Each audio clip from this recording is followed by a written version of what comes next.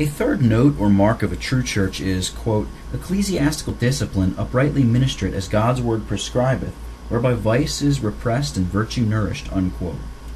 Upon this, Mr. Currie, page 3rd, says, quote, I believe there is no church that hath a more exact form of process for discipline than now the Church of Scotland hath, unquote.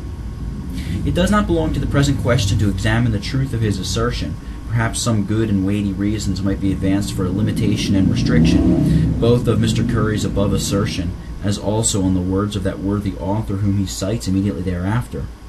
But Mr. Currie still waives the true state of the question, and whether of design, or because he has not duly considered this controversy, I shall not determine, though charity inclines me to the latter. The question that natively arises from the foresaid note and mark of a true church contained in our Confession of Faith is, whether or not the present judicatories have a just claim and title to the same, or if ecclesiastical discipline is uprightly administered amongst them, whereby vice is repressed and virtue nourished. Suppose the Church of Scotland had acts and rules for discipline more exact than any church ever had since the apostle days. What is this to the present case? If her present judicatories are, notwithstanding of these excellent acts and rules, abusing and perverting the keys and exercising a lordly and tyrannical power over the heritage of God, then it is certain that ecclesiastical discipline is not uprightly administered amongst them. This is what the seceding brethren have affirmed, and they have stated it as one of the grounds of their secession from the present judicatories in their first testimony, wherein they have instructed and proven the above charge, both from the Acts of Assembly 1733 against the protesting ministers, and the Presbytery of Dunfermline, whereby unwarrantable terms of ministerial communion and Christian communion are imposed upon the ministers and members of this church, as also from a tract and series of violence done to the heritage of God by the intrusion of ministers upon them, and from the magisterial and arbitrary procedure of church judicatories in such violent settlements. Mr. Currie never acknowledges any such thing as tyranny in the government or in the administration of discipline. He says, quote, if sometimes discipline should not be exercised as it ought, that's not defended by the church, unquote. Essay, page 3rd. And he is, quote, sorry ever such a sentence was passed whereby the four brethren were cast out from the communion of this church, unquote, page 28. Likewise, he says, he cannot approve of the sentence casting them out, yet he knows not but there may be truth in that a worthy minister of Christ wrote him, quote, I should never have advised my worthy brother Mr. Erskine to have made any confession of his fault, even in his expressions, when his conscience justified him in the same. But I cannot think that his silence at the time that either the synod or the great assembly rebuked him, when they resolved thereby to finish the process, would be construed an acknowledgment of a fault, unquote.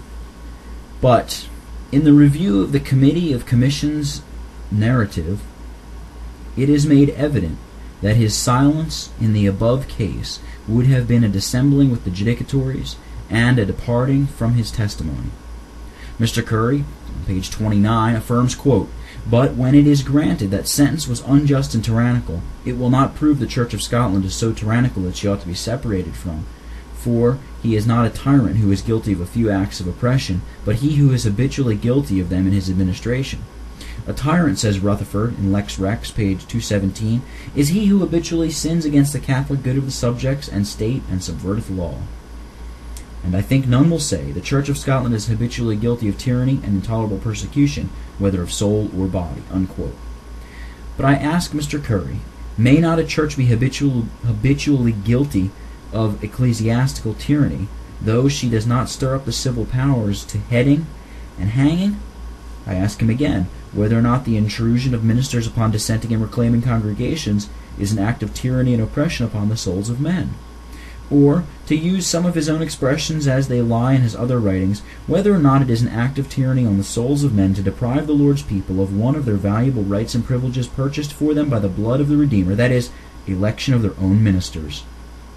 Mr. Currie may very well know that the seceding brethren have never stated their secession upon a few acts of tyranny in the administration, whereby the judicatories of the Church have been for many years bypassed, ruling over the heritage of God with rigor, and by their magisterial and arbitrary proceedings have been breaking down our Presbyterian constitution, and, according to the above description of a tyrant, that he gives us from Rutherford, the present judicatories have been sinning against the Catholic good of the subjects of Christ and subverting the laws of his spiritual kingdom, unless he'll affirm that the Catholic good of his subjects is not affected by the settlement of ministers, and that the laws of Christ's kingdom are not subverted by the magisterial proceedings of the judicatories. But, says Mr. Currie on page 30, when speaking of violent intrusions, a considerable struggle hath been made by many ministers of this church against them, a considerable stop hath been put to them for some time bygone. One may be surprised to see Mr. Currie writing and publishing to the world, to give it no worse name, such a gross mistake. Though the Assembly 1734 did not pursue the violent measures of former assemblies, yet did not both the Assembly 1735 and 1736 return unto them? And he cannot be ignorant of the decision of the last Assembly in the affair of Denny, though Providence stopped the execution of that most arbitrary sentence. How then can he affirm that a stop, yea, a considerable stop, has been put to violent intrusions for some time bygone, when the contrary is evident to everyone who owns that the settlement of ministers over dissenting and reclaiming congregations is a violent intrusion upon them? The seceding ministers have always alleged, and I humbly judge upon good grounds, that by the above acts of Assembly and on 1733, new and unwarrantable terms of communion and Christian communion are imposed upon the ministers and members of this church. It is needless to enter upon the proof of this, since it is done already in the several papers that have been emitted by the foresaid ministers. But it may be proper to notice that Mr. Currie has done nothing to enervate any of the arguments and proofs that have been brought. He does not positively refuse that the sentences passed against the protesting ministers did not impose sinful and unwarrantable terms of ministerial communion, yet I must observe, with all deference unto him, that in his way of reasoning he trifles exceedingly, as for instance when he tells us on page 181, quote, that these sentences were not sinful terms of communion to all the ministers of this church, for they respected the four brethren allenarily, unquote.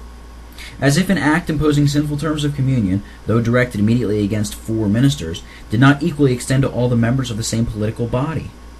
But that which Mr. Currie chiefly insists upon is that the Act 1733 passed against the foresaid ministers was materially rescinded by the powers granted to the Synod of Perth and Stirling by the Assembly 1734, and by what the Synod did thereupon, and therefore he thinks that the brethren should have returned to the judicatories, and that they should testify in a way of communion with them, and that, in the foresaid Act 1733, contained any sinful terms of communion, the said act being materially rescinded, this ground of secession falls to the ground. On the above things he insists from page 165 to 178, but yet Mr. Currie never so much as toucheth upon the principle and chief grounds upon which the brethren have argued, that the sentences passed against them were never either formally or materially repealed. I shall only observe that on page 165, at the close, he pretends to give one of their reasons from the paper instituted, Reasons by Messrs. Ebenezer Erskine, etc., why they have not acceded to the judicatories of the church, and he lays it as a citation from page 23 of the said paper in the following terms, quote, in vindication of their not acceding upon what was done by that assembly and foresaid assembly 1734, it is complained that the assembly did not themselves judge of the legality of the sentences pronounced against the brethren as they ought, seeing the synod could not do this, unquote. I have not seen men's words more miserably perverted and torn asunder. He makes us to write the most unintelligible stuff. He seems to me not to have understood what he was attempting to confute, and therefore I must lay the reasons of their not acceding at large, as they lie in the above-mentioned pages, and they are as follow. First, quote, the Assembly 1734 in the above Act refused to inquire into the steps of proceeding taken by the several judicatories under whole consideration